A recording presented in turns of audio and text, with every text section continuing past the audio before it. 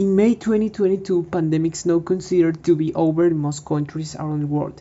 Nevertheless, most people agree that pandemic made important changes in the economy. Our paper tries to explain how this post-COVID age is bringing new challenges to our economy. We look forward to it by three principal pillars that will be: how do we produce, who produce it, and how we consume it.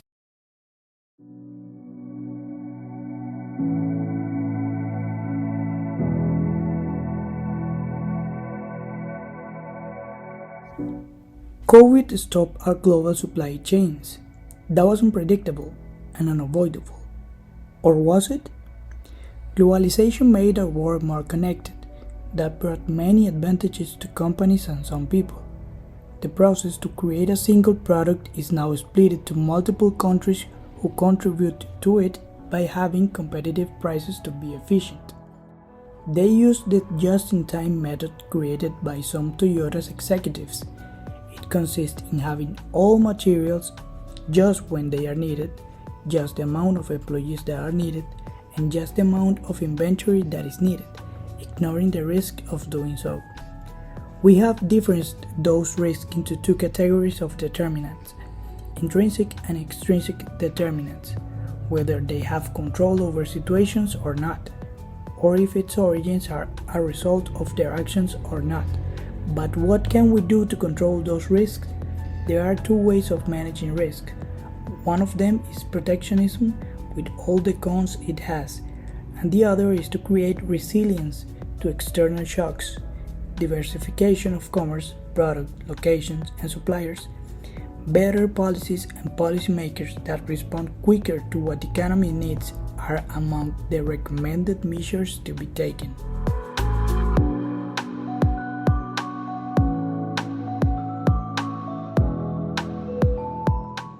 Another of the great novelties of the pandemic was its impact on the way we relate to work through digital media.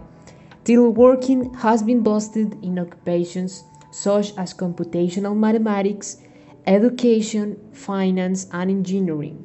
According to Deloitte, it's estimated that teleworking will be an alternative for 20% of those employees in developed countries and 10% in emerging ones by 2030. On the other hand, the need to maintain low contact with customers generated a boost in the automation of multiple industries. However, the risk in certain occupations exists, mainly in the manufacturing, agricultural, postal services, transport, and food sectors. Some of the measures implemented were QR codes, online orders by applications, or chatbots to replace call centers. Although some economists fear the effects of a fast automation, historical data studied by the OECD between 2012 and 2019 shows that the countries with the highest risk of automation haven't had significant increases in unemployment rates, and in the opposite, they have been created new jobs in industries such as programming, digital design, maintenance of high-tech equipment, and software. According to these estimates, it's believed that the acceleration of automation caused by COVID-19 will generate a displacement of between 10% and 35% of pre-existing occupations in 2030. However, job reallocation will be difficult to implement due to the lack of digital education and infrastructure in some countries. According to the United Nations Conference on Trade and Development, broadband speed in developed countries is almost 2 times faster than in developing countries, and only 2 out of 5 people in developing countries have standard computer skills.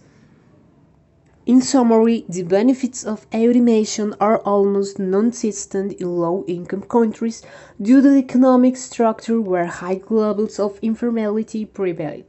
According to the World Bank, about 75% of jobs are produced in small companies, and many of these don't have sufficient liquidity to maintain research and development centers.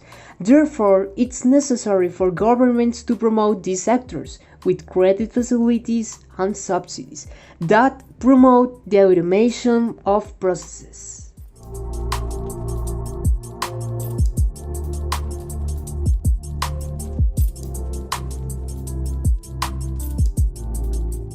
Pandemic has disrupted our normal way to get to buyers because the contagion fear.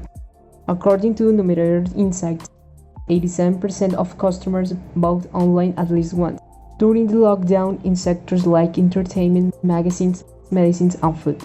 This increased the amount of contactless transactions, reaching almost 50 million new clients for the financial sector in Latin America.